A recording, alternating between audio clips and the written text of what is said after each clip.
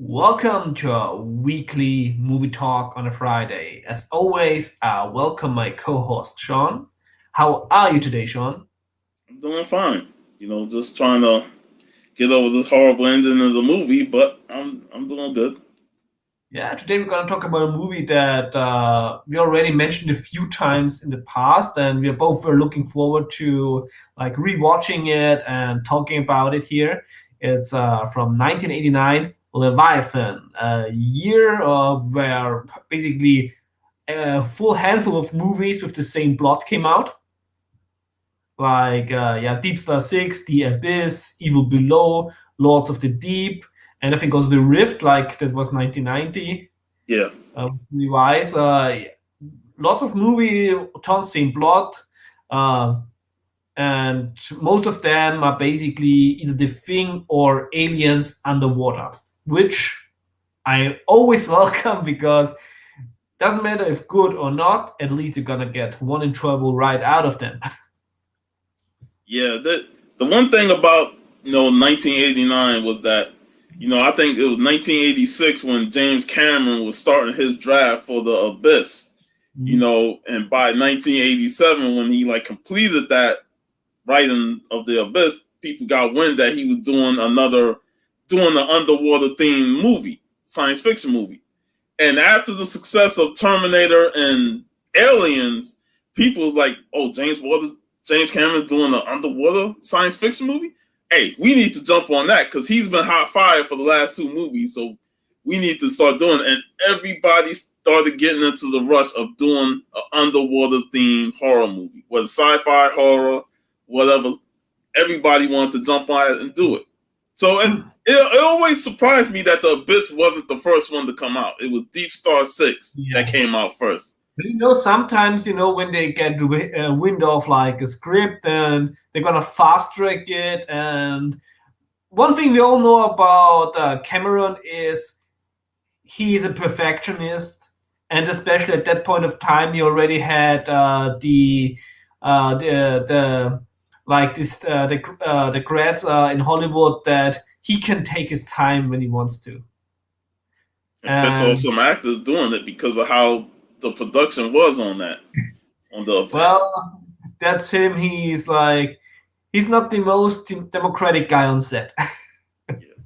And I'll say this, like the Abyss is not my favorite. Like it has its moments, but eventually, like I felt the ending was a bit too grandeur for what he was trying to tell, and it didn't really make sense for me. But overall, it was fun to see all these movies come out in a year, and Yeah, everybody's trying to cash in on the underwater craze. Because but let's be yeah, honest, there's something fun about seeing underwater movies. Whether it's sci-fi, monster stuff like that, and like you gotta deal with the threat of a monster. Plus, you gotta deal with the threat of the ocean around you can just collapse in on and just destroy the whole base. So there's a lot of threatening situations that underwater movies can create, and that's what made them so unique and fun to watch. exactly. Because when you look at space and under the sea, especially the deep sea, both are places where we only know a very little about.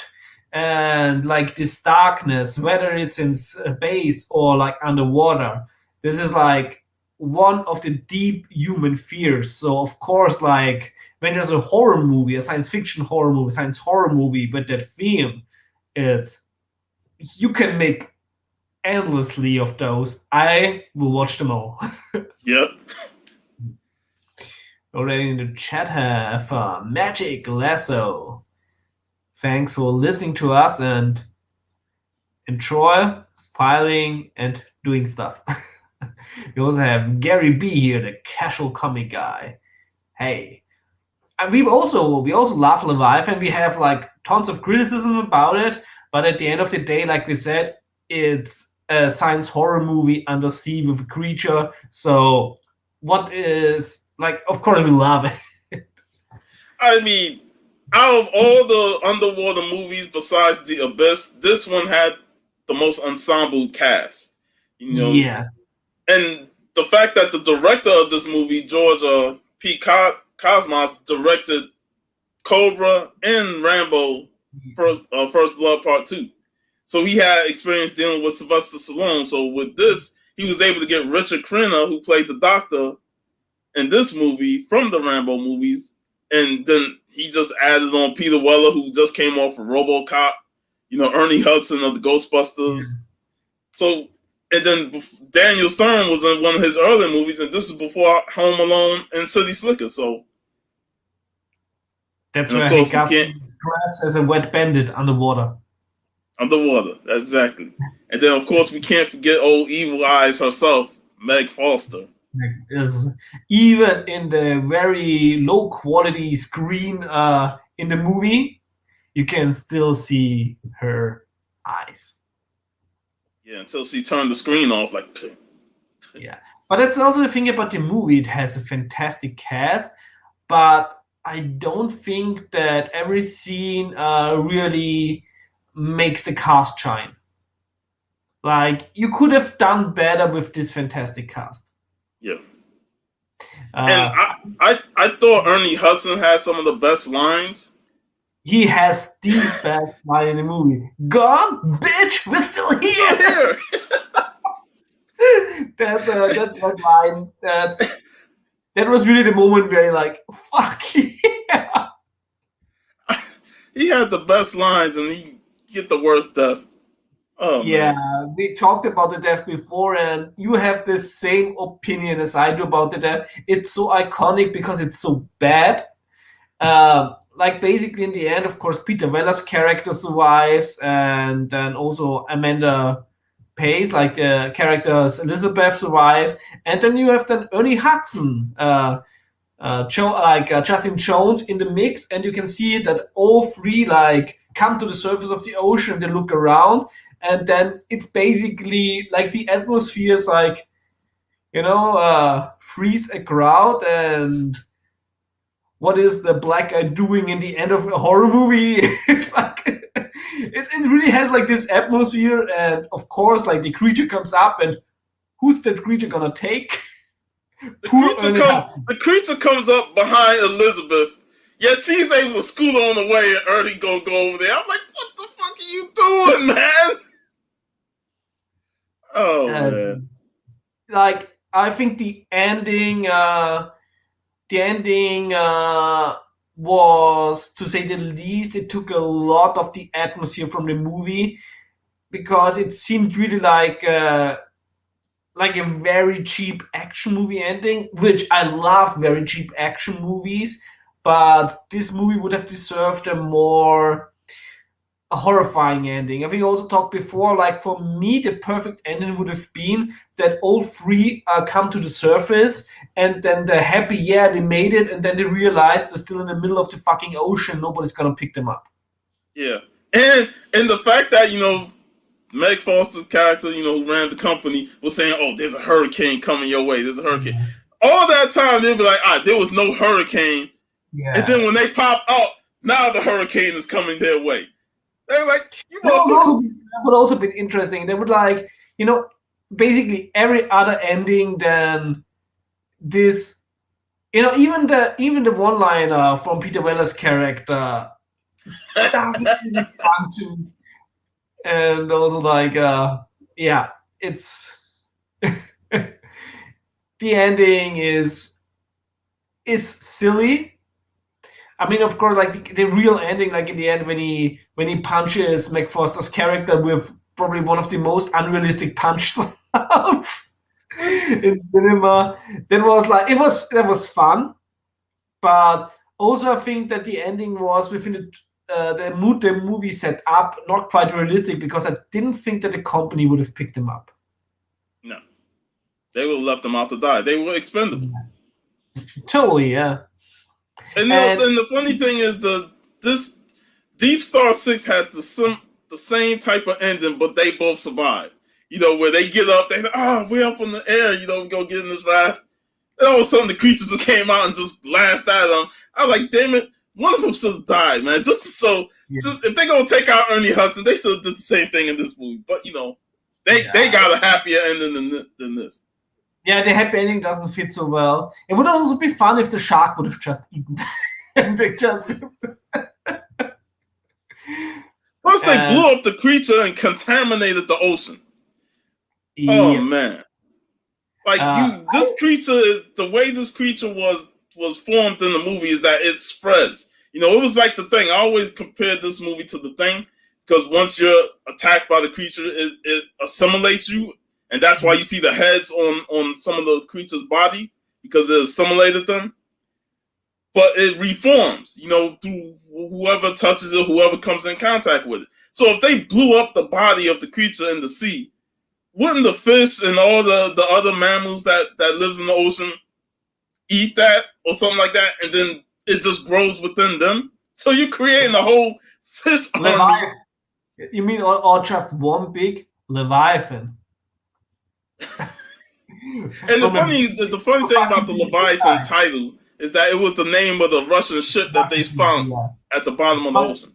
But that would actually been like a nice double meaning to Leviathan if it really assimilates so much sea creatures that at the end it forms a Leviathan. Yeah, because the Leviathan, as what we got, wasn't like huge enough and stuff like that, so it would have been interesting. That would have set up a sequel.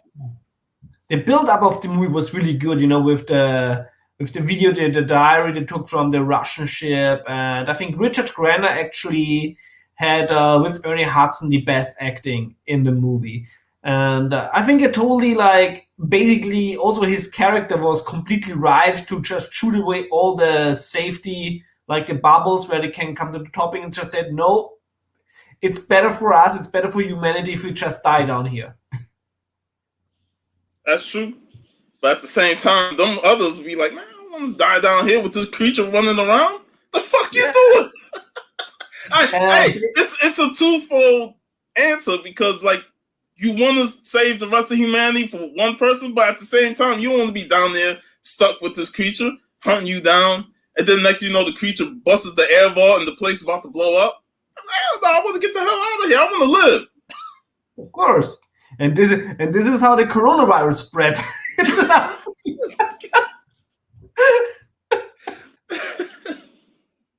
Don't be bringing that shit in here, man. because people don't think about the greater good. But it's so nice because the movie is also set in 2027, which is not so far from us, and evil corporations are also very realistic.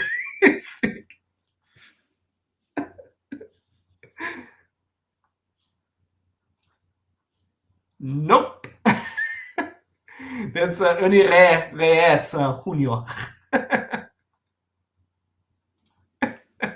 Oh, Lasso. You get your spanking from Shaw. So yeah, you know, the movie starts out with them, you know, mining for salt and all that stuff. Pretty much like every other underwater movie that came out. It's always a ragtag group of people, you know, have a mission to do and stuff.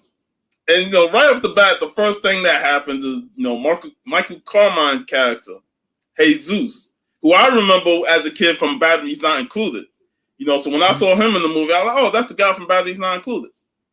And, you know, his suit was his suit started malfunctioning, and, you know, and that right there is a tenseful situation, you know. Really good, really well done scene, and also like, so the doctor is not here, and this was also good acting from Peter Weller, who didn't have the situation under control, but he really tried to make it sound like things are in motion to help him.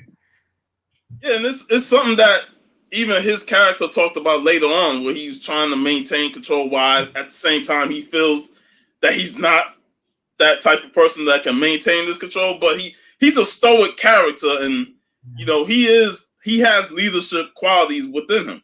You know, he just don't know whether or not he can manage this ragtag.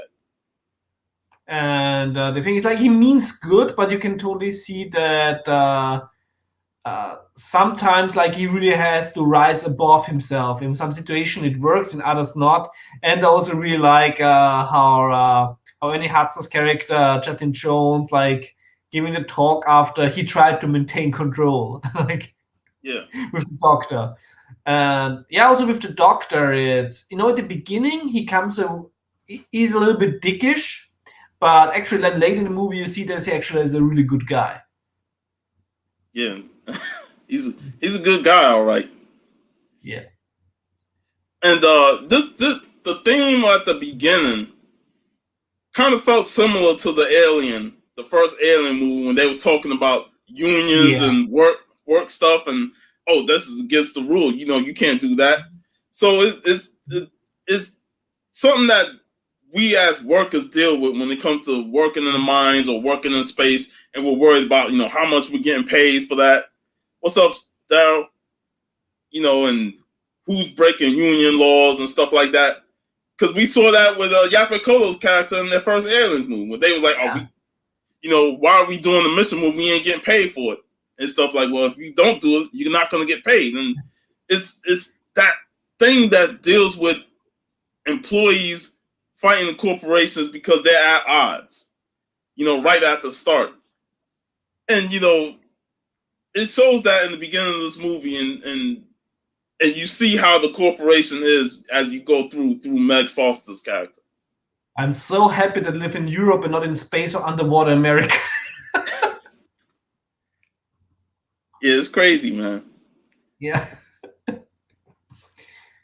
Yeah, like I said in the beginning, it really has alien vibes, not only from the character, from the character depictions, but also like from the technology. Like it's set in the future, but you still have this retro futuristic, the screens and everything. So it also the video quality when Meg Foster's character is on the screen. Even for 1989, it looked like already like very retro futuristic. Yeah. And she kept turning the screen off, ending the conversation. That was a little characteristic bit that I caught on early on. Like every time she's talking with Peter Weller or Beck, when the conversation's about to end, she's the first one. She turns it off. Like, I'm ending this conversation because I'm getting a little tired of talking to you. So she constantly turns off the conversation. Yeah, which is funny in the beginning that Peter Weller's character still has a lot of faith in the company. And of course, the Doctor, Richard Crenna, tells him it's like, ain't gonna we are expendable. Like, they already gave up on us. Yeah, they probably already got another crew waiting for us to die so they can replace us. Yeah. And but also with Peter Weller's character, it's like, like I said before, you have really this sometimes he does intelligent things, sometimes he's a little bit too naive. Like the good thing he does, he tried to hide the vodka, but one of the most let's just say wouldn't fly in these days character. Daniel Stern's six-pack. Hey, Jason. Thanks for stopping by. Of course, he gets the vodka, and the vodka basically that they got from the sunken Leviathan ship that they found is the thing that has this mutation with it. Now, can we talk about him going into that ship in the first place? Technically, you fall off a cliff into an unknown area and you find your way to this sunken ship. The first thing he's thinking about is maybe I found some treasure on board. Because that's the mentality, we have. We see a sunken ship. There might be some gold on here. This might be some good stuff on here. I don't know if we should say this as a German, but it's a very stereotypical portrayal. Like sunken ship. Oh, there might be some treasure on there. Let me go and research and look around. I'm like, man, I ain't trying to get on no fucking ship that's been sunken. I'm like, I'm in unknown territory. I'm trying to get the hell out of here. I ain't even thinking about treasure. But I would look like, how can I get the fuck out of there? Exactly. I ain't trying to go on no spooky haunted ship. It was him. It was him that found the case. They going through it, and the funny thing was, every folder they was going through said death, death, death. And they like, that should be an alarming sign right there. Like, if everything says death in Russian, you're like, man, put this shit back in there. Dump that shit in the ocean. Yeah, and even if there were not a fucking mutation in vodka, you don't touch Russian vodka anyway. Like, I wouldn't even drink it. They're like, nah, I'm not a vodka drinker anyway, man. I don't need none. But, you know, they've probably been down there so long, they want at least to taste something other than what they've been normally drinking. But at the same time, I'm like, no for me. Yeah. But I have to say later, the design, like, of the mutation in the beginning, really well done. Sam Wilson did it. I'm not Sam Wilson. It was the Then Winston. Yeah, Winston. I thought he did a phenomenal job with the practical effects and the design of the creature. My biggest problem, though, is that we don't get to see the full scope of the design of the creature. Yes. Like, we get bits and pieces. It has very interesting aspects of maritime life in it. Like, they did a lot of research for it, but they don't give the creature really like enough screen time, or like you only get a glimpse of it in most scenes.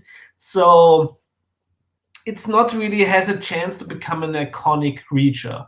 And movies, like, you know, most monster movies are famous because they have an iconic creature design that stays with people. People want figures of that creature, and you don't really see this with that one in here.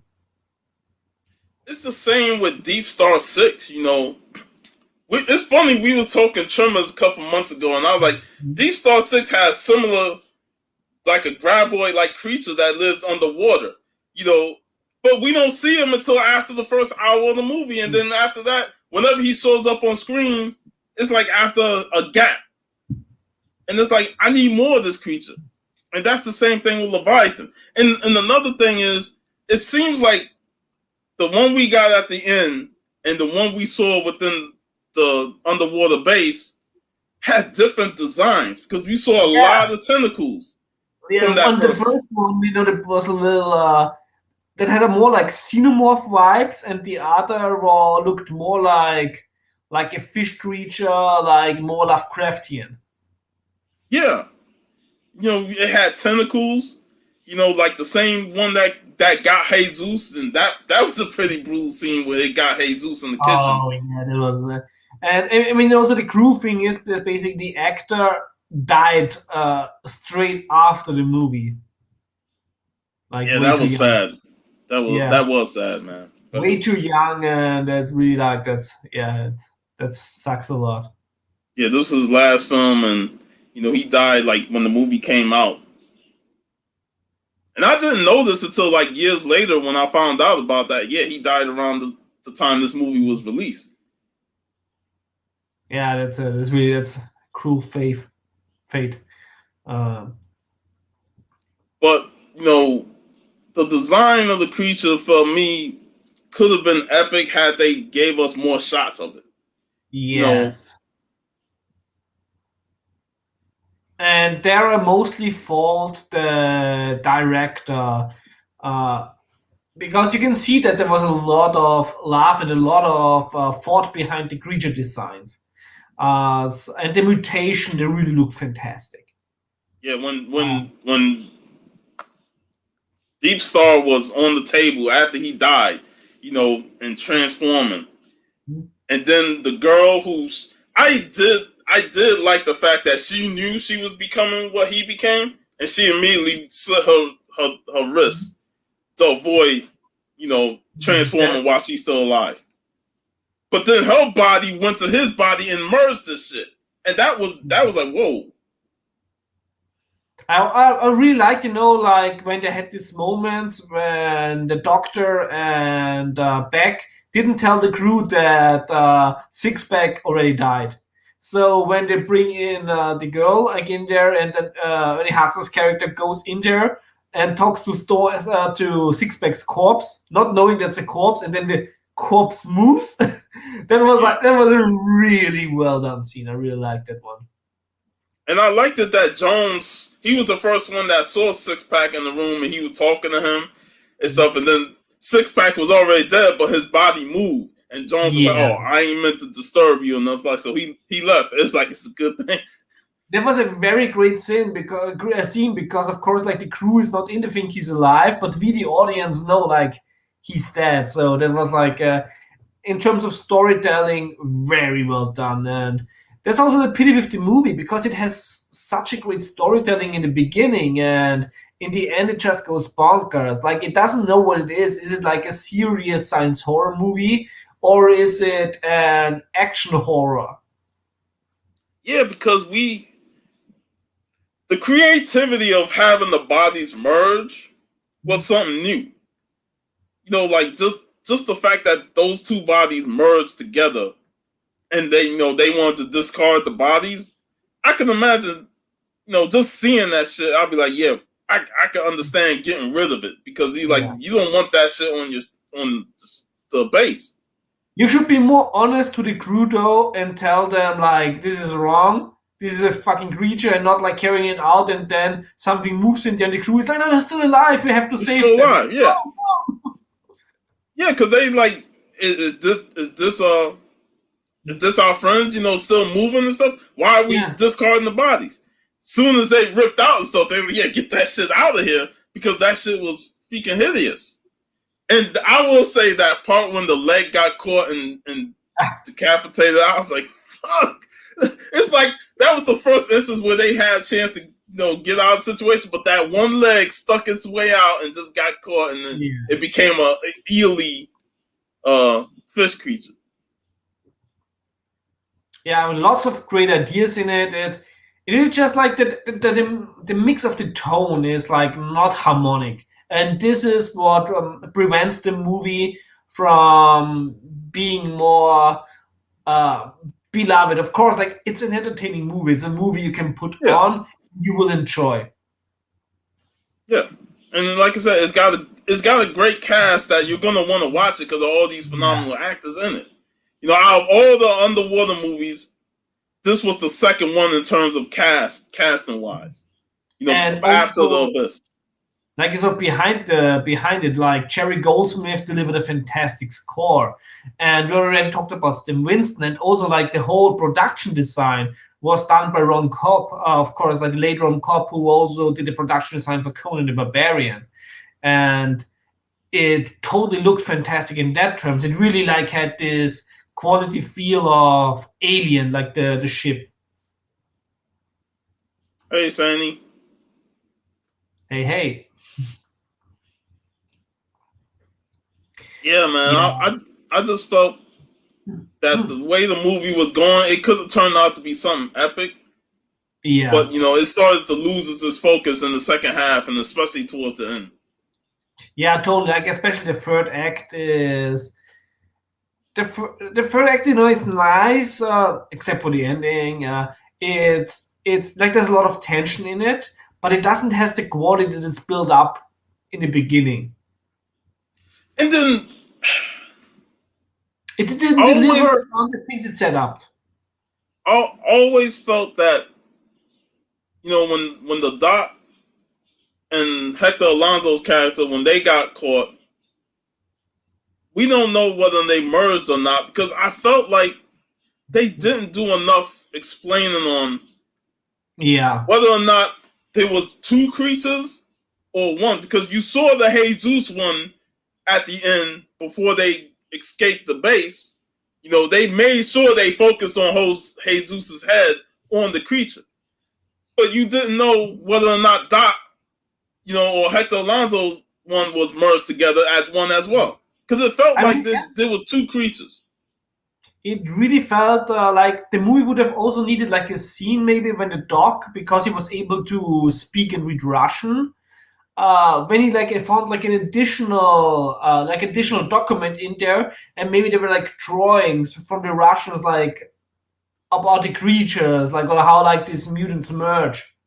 So like a little bit more exposition that way, because it really set up something very interesting, and it is like a creature where you are thinking, okay, actually I want to know a little bit more about this and how this works. and the movie keeps that a secret. So having like one scene more where they stumble upon some Russian documents where they get a little bit closer in there, and maybe the doc keeps it for himself, and that would have been I think a scene that would have helped, especially the exactly when they move from the second to the third act. Yeah, a little bit more explanation and a little bit more showing of whether or not there was another creature, because like I said, you had one creature attack them, and then the part where Beck got caught from the wall part where the creature attacked from the wall, I was like, wait, the creature was just at the bottom. Yeah. So I was like, where the fuck he come from? Yeah, it becomes a little bit chaotic. Yeah, it's like the creature is everywhere, but you don't know which one it is. Did they merge, or is it really two of them? So I felt like the movie failed to really explore how the creature works, and if there was really two, that was attacking them simultaneously, because they were trying to use the blood to lure out one creature, but then she got attacked by another. Because when Hector transformed. Yeah, so basically in the end, you don't know. It's like, is this the creature in the end? Is this like the creature that all the creatures merge together? Or yeah, it's a little bit chaotic, and this could have been done way better. And the movie destroys a lot of the good work it built up before. Yeah, it really did, and it's a shame, because I did like this presence of a creature that assimilated people. The person transformed into that creature. It was different from the Thing, because the one thing about the Thing was it assimilates you, but it can mimic you and walk around as a human being without them knowing that that's the Thing. Whereas this one, it assimilates you and it just becomes an even more grotesque creature. Yeah, of course. It just leaves the head on it. Yeah, it's basically a mix of the Thing and Aliens. But in the end, it's also like, I don't mind if somebody takes fantastic aspects from great movies and makes it its own thing. And this was really creative. And the funny thing is, the one that popped up at the end when they were up in the air, up on top of the shore, that was the one that they discarded earlier. Daniel Stern and the girl, that was the one they discarded earlier. I always wondered as a kid, like, where the fuck that one come from? And it took me a while to figure out that, yeah, that was the one that they discarded earlier, but you start to think like, yo, that shit was underwater the whole time, ain't do nothing, but then it decided to come up at that moment to tackle. Yeah. Pretty sure there's in the ocean, it doesn't matter how alone you feel in the ocean. You're never truly alone. There's a lot of things around you that you don't see. But I'm pretty sure like the creature saw and should have assimilated a little bit more around it. And it would be even like, because they have a tiger shark finger in the ending. Yeah, they did have a shark that came through before the creature rose up. Shark, it's also, I don't know how far they were from the coast, but usually tiger sharks hunt more in the coast. And I think it would be more realistic if they have like we call it Hochseehai, like the sharks that hunt like really on open sea. But like we don't know how close they are to the coast, so this is of course like speculation. But as a fan of tiger sharks are my absolute favorites. Always happy to see one. In the movie, not in real life. So like, hey, Aquaman.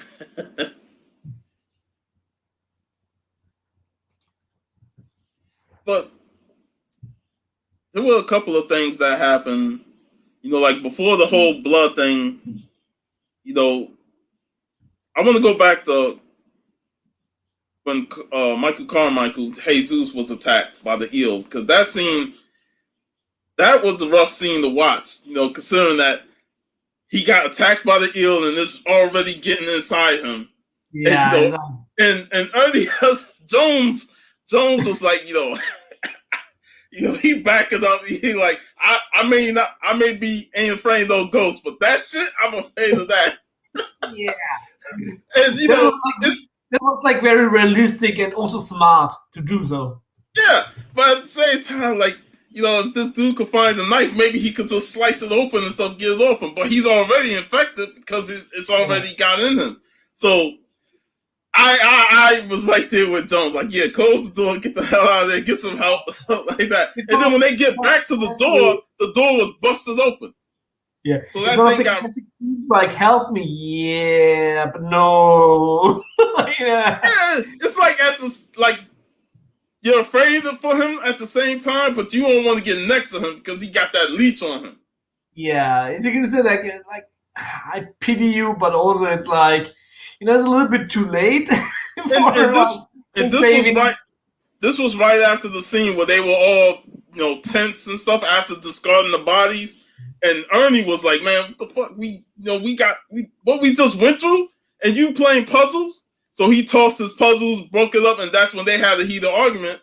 And Jones was like, I'll help you fix these puzzles, and stuff like that. So it's like they want to get back, reconnect through these trying times, and that's when Jesus got attacked by the eel, and they ain't get a chance to do that puzzle. Reacts a little bit too easy, like when you already seen what happens with the infection, especially after the creature attacked and also wounded Hector and his character Job, like they hit the scratches, like we should maybe keep him like quarantined. Hey, no good comics. What's Thanks up? for stopping by. Yeah, keep him quarantined. As we know, like also from last year, it's tough to quarantine some people. Hey, especially when you already got a creature on the loose and you don't know what, like, you may need that body, even if he's already been infected. But yeah, it's rough, man. It's rough. They could have gotten out earlier, but as you know, it wouldn't have looked very good on Beck's resume. That was otherwise spotless. Good old company thinking. And Beck, soon as Beck talked to Meg Foster's character about the whole thing, you already knew she was plotting to say, all right, they are done. They got some type of contamination down there, and that when she turned the screen off and she got on the phone, you knew that she was like, yeah, them guys are dead. Yeah, because he tried to play it off like, oh, we still got only one contamination, but we all know what happens when you got one contamination. That shit gets out of hand. Yep. And she noticed it real quick, and she like, yeah, they are expendable, especially when they are contaminated. No. And especially in 2027, after what happened in 2020, you should have known. Yeah. They should have sent a submarine and blew up the base. Yeah, it's another movie where we're now closer to when this movie is happening than when it came out. Hey, don't forget Evelyn. Exactly. Evelyn. But she was a little bit nicer in the what is it again? What was the horror movie? I totally forgot the name of the horror movie trilogy that they're gonna reboot now, with that creature that awakens every 3 years and eats body parts and shit. Oh damn! I need to look that up. But yeah.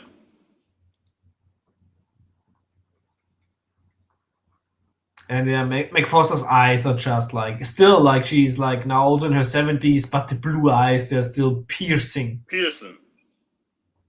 It's like when she shot Keith David and They Live. I was like, the goddamn bitch. But she always make for a convincing villain whenever she's in the movie. Because of those eyes. She always delivers on those parts. Yeah. And this woman, she was also hot as fuck in that costume. But yeah, the whole thing with Leviathan, it's like this movie started out really good, had a decent middle, but then it just went off the rails. And yeah, I don't know how the hell Beck channeled his Michael Jordan and delivered a fadeaway jump shot into the creature's mouth. Like, what the fuck was that? that was so anticlimactic.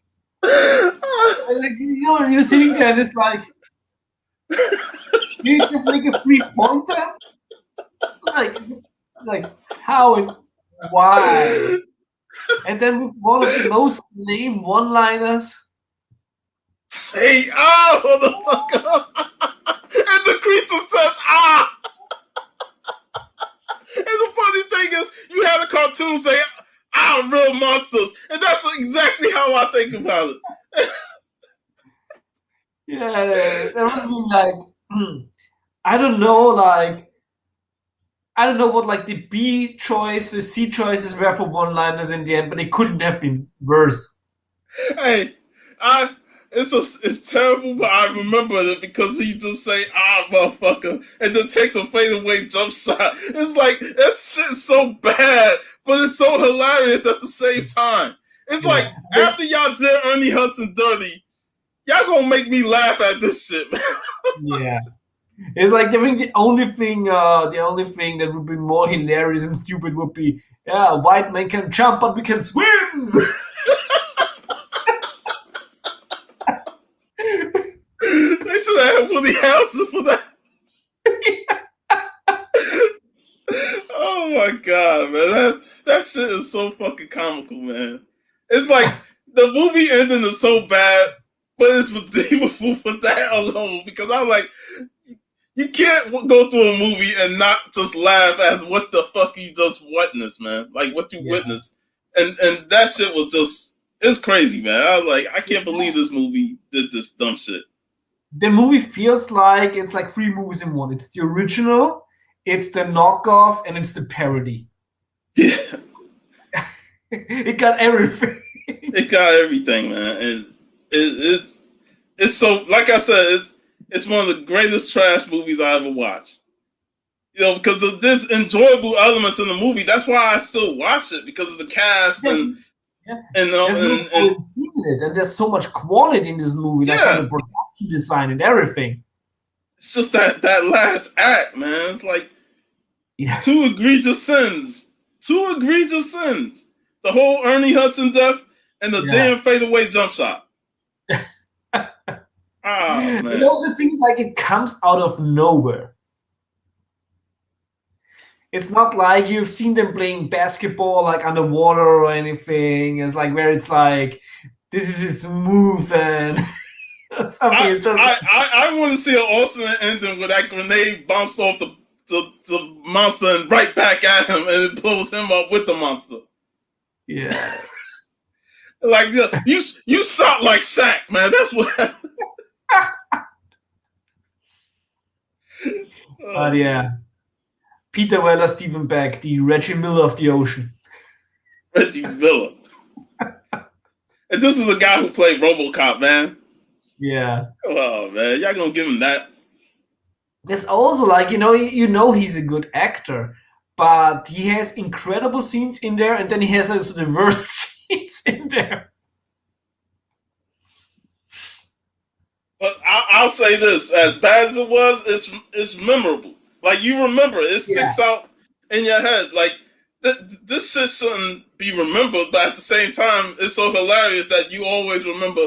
Remember that time Beck shot a jump shot in the creature's mouth to win the day? Yeah, that's what I said. I wish he would have missed, so I was like, you shot like Shaq, because you couldn't hit shit. Oh, man. But of course, Shaq as Steel would have had other means to finish the creature. I'm terrible at these. Come on, you can do it. Oh, man.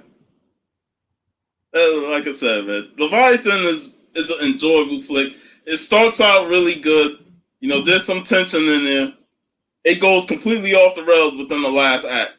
And like I said, there was questions that I had about, the creature design, and that it could have gave us a much better look at the creature as opposed to just all the quick shots, because that always frustrated me. I wanted to see how this creature looked, especially the tentacle one, because I felt like the tentacle one was more terrifying, considering that it had hands and tentacles. That probably cost too much to to show it more often. And also, I really think that the movie poster was not the best. Yeah, because you don't really get a feel of, it being a creature. It's like they just trying to help each other get to the ocean, get upside. But what's funny? There's also a lot of similarities, I think, also from the suits and everything in the underwater movie that came out, I think, 2 years ago. Yeah, I remember that one. I actually really liked that one. That was like a really good movie. Like, and it was like very. I was surprised also by Kristen Stewart's acting in that one. Yeah, I enjoyed that.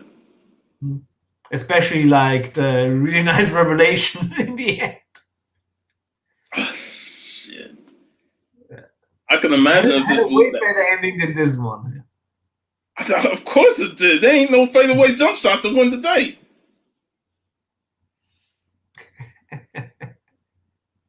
But all those, I always felt that Leviathan and Deep Star 6 were the two good ones. And then, like, the Evil Below sucked, man. Like, I watched that movie. I was so bored to tears with that shit. The Rift is a classic. Huh? The Rift is a classic. I like the Rift, but I like these two more. But the Rift was pretty good. But Evil Below sucked. And the other one, that was more closely in line with the Abyss. Where they find this alien species, and this alien species is actually intelligent and are friendly. But I felt that the Abyss did it a little bit better. Because that movie was just a complete knockoff. That movie was a complete knockoff. But yeah, it was still like a year where we got a lot of underwater movies. I mean, I've seen most of them like over the years after one, because like back then we were 6 years old when it came out. Yeah. Well, eventually we'll talk Deep Blue Sea, so we could we could talk about that shocking Samuel Jackson scene. I haven't seen the third Deep Blue Sea yet, but the second one was like a very cheap knockoff of the first one. It's basically the same plot. Just no Samuel Jackson.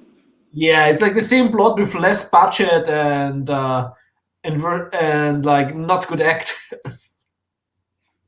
That tends to happen with sequels, especially straight to DVD or video. Yeah, I mean, I'm usually a fan of those, but I always say at least they should differ from the story a little bit. But in the end, it's a shark movie. Last week, I also watched a new shark movie that just was released, The Great White.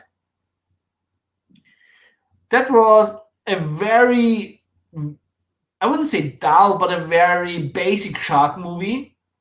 But it was still entertaining because it was a shark movie. You can't do a bad shark movie. That's the only one you could think of? We already talked about Deep Star 6, The Abyss, of course, Leviathan, Evil Below, Lords of the Deep, The Rift, and all these movies came out in 89 and 90. Oh, we didn't even talk about that classic battle between the shark and the zombie and that zombie movie. My favorite zombie movie, Zombie 2, I think Zombie Flesh Eaters it's called on the English market.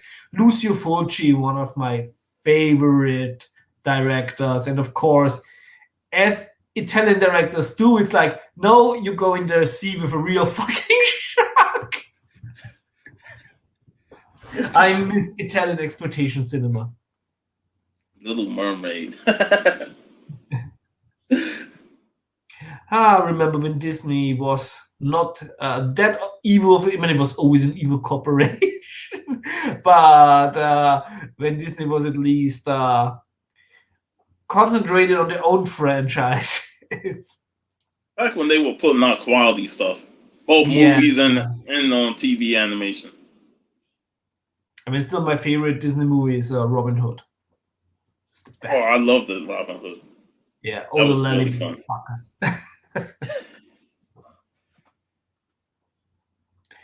And I think the Little Mermaid. I think that I think Little Mermaid came up before Aladdin. I think that was the first movie I've seen in cinemas. Yeah. I think the first animation I seen in cinema was what was it? It was one of the Don Bluth movies. Oh, those are nice. I think it was American Tail. You know, when they put that in theaters and it was still in the theaters, we went and saw it. I did that one. I've only seen when it came to TV. Yeah. Yeah, those early cinema days as a kid. I can still have very faint memories of it, but I remember Land Before Time. That crushed me, man. yeah. And like I said, 1993, I remember watching Super Mario Brothers, and a few weeks later Jurassic Park, which was Hey, man. But Jurassic Park was super fun. Eventually, yeah, we'll talk about that. yeah, we have to, of course. It's especially in our generation, we were both 10 when it came out, and this movie changed cinema. It was never the same after Jurassic Park, and it is it still holds up with the effects and everything. Yep. So, Leviathan, if I were to grade this movie, I would give it a 6 because it's still an enjoyable movie for me. You know, it's just that the flaws really hurt the movie, especially going into the last act. And I felt like if it was shot with a better focus on not only the cast but the creature design, and gave us a better explanation of how these creatures adapt and work, it would have been a great movie. And Yeah, just a better fucking ending would have just made even more better sense. I would give it a 7 out of 10, I think, because I think especially the beginning is so good that the end can't take everything away from it. Clint Eastwood movie. We are. Oh shit! His birthday. We were planning to do the Man with No Name trilogy in installments. Yeah, but So tomorrow maybe he was in Tarantula for a glimpse at the end. I mean, I have all the Dirty Harry movies at home. I could do Dirty Harry. Yeah, let's do Dirty Harry. And on the 11th, since it's the death day of Robert E. Howard, we could talk the whole wide world. The Robert E. Howard movie with Vincent D'Onofrio playing Robert E. Howard. All right.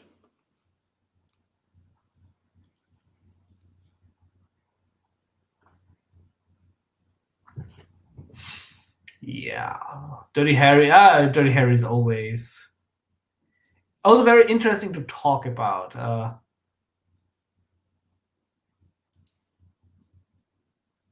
Yeah, I can't wait to talk Dirty Harry, man. I really enjoyed that movie, and it was a movie that really changed cinema in terms of having anti-heroes, heroes Yeah, that has an edge to them, that don't always follow the rules and stuff.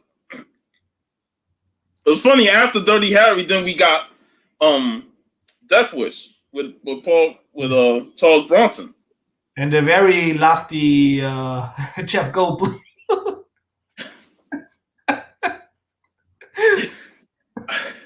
He didn't even get his come-ups in that movie, man. I remember when I watched it for the first time as an adult, and then it's like, wait a moment, it's Jeff Goldblum. Fuck. Yeah, so Dirty Harry really changed the game in terms of how it established its heroes as somebody who was, anti-hero that don't always follow the rules, that does things their own way, you know. So it'll be fun to talk Dirty Harry. Yeah, it's gonna be awesome. I can watch all the Dirty Harry movies, even though Deadpool was my least favorite of them. Like I have gladly a friend gifted me last year for my birthday, like the whole set. So yeah, 91 years, it's like incredible. And for 91 years, he still looks like very vivid and like here, which I think everybody could aspire in that age. And Sandy, if you want to join us talking Dirty Harry, man, you're available to join us if you want to.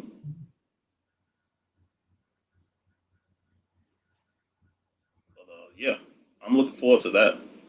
Yeah, it's gonna be fun.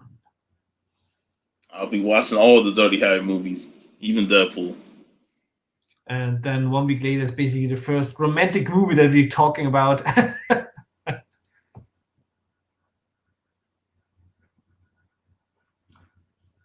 Of course I don't want you. Why should I want you? You're Dutch. No, no, of course you can try.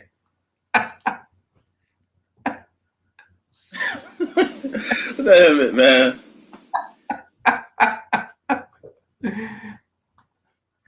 Yeah, Leviathan. Really, it was really fun seeing it because I think I haven't seen it since the 90s. Really? I've watched it on and off over the last couple of years. Because every time I see it on TV, I'm like, might as well put it on because I enjoy the movie, even if that ending was crap. I haven't watched TV in years. Like, I have my movie collection, but somehow I have never bought Leviathan.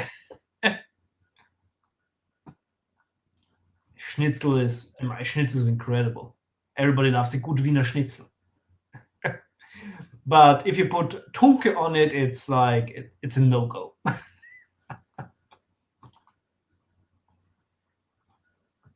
Like I said, all I was doing was throwing it out there if she wanted to join. You know, y'all two, whether y'all get together or not, all we gonna do is talk Dirty Harry. Dirty.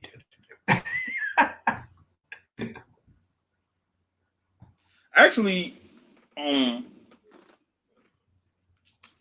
have a man cave package. Ooh. I have a man cave package. I was thinking of hitting him up and seeing if he wanted to go live later on so I can unbox it with him. But I won't be on live tomorrow. I'll be hanging out with Steve and them again. You better take some Valium before you open that one, because I already know one book. When I opened my Man Cave AOK and started live stream, I forgot my own tagline. No, Man Cave AOKs are crazy good. It's really he's not coming to play. It's going right in for the kill. Well, like I said, he already gave me one big book, that I'm happy to get. So it'd be interesting to see the other things that he sent. So I'm gonna try and get with him, see if he's able to come on and unbox this podcast with him. Yeah, there's no King of the Ring tonight. I'm gonna watch it on the replay because for me it's then bad time. But yeah, I'll definitely be doing that around 8:00 Eastern tonight. Sweet. And I already shown you, like, next Monday, your AOK is going to be on the way to you. Cool.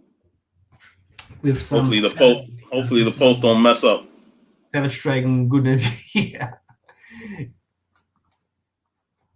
But right now the post seems to be fast because I sent out the AOK for Magic Last on Tuesday, and today it already arrived in New York. Which is like, what? I'm not used to this speed. They tightening up. Yeah, good. Like, seems like that the crisis is slowly fading away. Only they ain't mess up on those basketball cards. God, I could just imagine a basketball quarterback shooting a fadeaway jumper. And and the thing is also, it was like right before cards blew up. Like, That is could have crazy, done man. some really good things with those cards. Crazy. Yeah. But I'm looking forward to next week. And I'll definitely try and do this live stream tonight with Man Cave. I don't know if there will be a comic call tomorrow night. I will let you know. You know, I normally try and put it in my story or something like that. I haven't been active much on Instagram this week. You know, I've been kind of cutting back.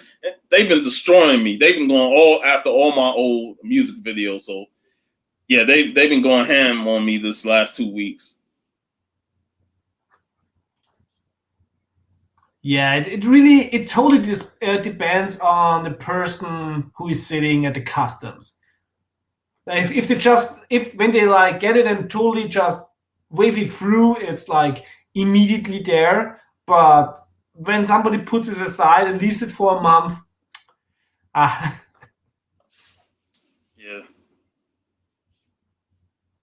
So yeah, I don't know about Comic Con tomorrow, but Silver Sundays might be, you know, just a cookie. Cookie's been hosting it, so we'll be seeing that if there's a show. Other than that, I'll be hanging out with Steve and them tomorrow on Saturday, so no live show tomorrow. Nice books.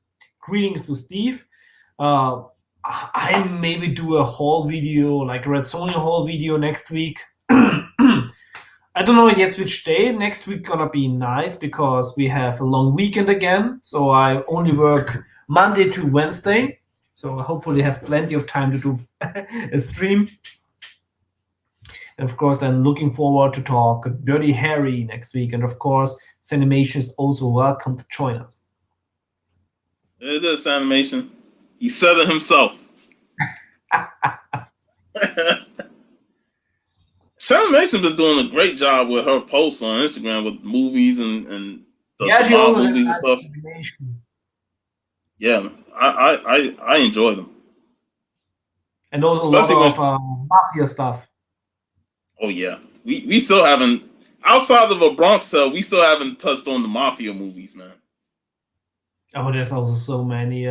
Like I always say, I'm totally addicted to watch Michael Francise's channel when he always does his mob movie Mondays. And since he was a capo in the mob, like he really has his knowledge. Nice. I definitely can't wait to talk some Goodfellas or Godfather, Casino. Goodfellas, yeah, especially Casino and Goodfellas are like a very good like double feature. If somebody has the time to make a double feature. And also, of course, and maybe don't talk TV series, but maybe when The Many Saints of Newark will come out, could talk that movie. Because like I just recently, when the pandemic started, I was like, okay, a lot of time. I'm just gonna rewatch The Sopranos, and it really held up. Yeah, I'm gonna rewatch that myself. I've been wanting to rewatch stuff. I'm still like in my Star Trek phase. Like right now, I'm like getting ready to go to Enterprise, which is not my favorite, but I like to watch it anyway because it's Star Trek. But definitely want to rewatch Sopranos. Yeah, Star Trek is something I really love the concept of Star Trek. Star Trek is something I really love the concept of it, but there's way too many series to watch, so I'm just watching the movies. And I really like something, of course, like The Wrath of Khan is.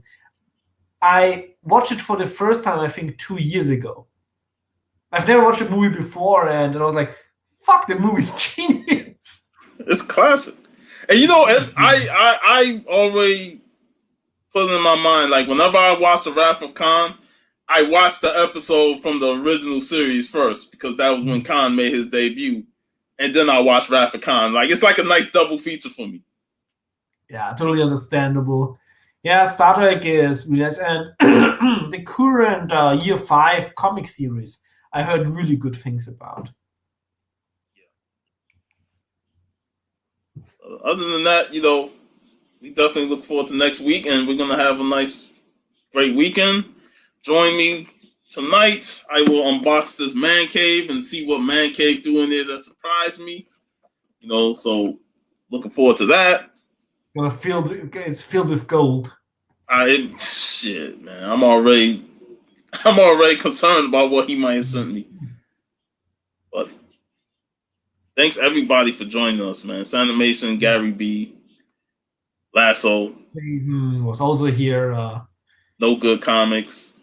Yeah. Daryl. Fantastic people here, and hopefully we all see all of you again next week when we're gonna talk Dirty Harry. And later, but still here, Incher Pincher. Thank you for joining. And later on tonight, should be on his channel, yeah. Yeah, I will be unboxing this Man Cave A-OK. I'm hoping to get Man Cave on with me, so he can be on there and I unbox this package from him. So that'll be on my channel later tonight at 8 o'clock Eastern. Thank you, Gary. Yeah. So in the words, we're gonna close this out with a Marv Albert soundbite in dedication to Beck's jump shot. Like, Beck from downtown! Swish! That's how we close out, because Beck with the sweet fadeaway jumper, he wins this.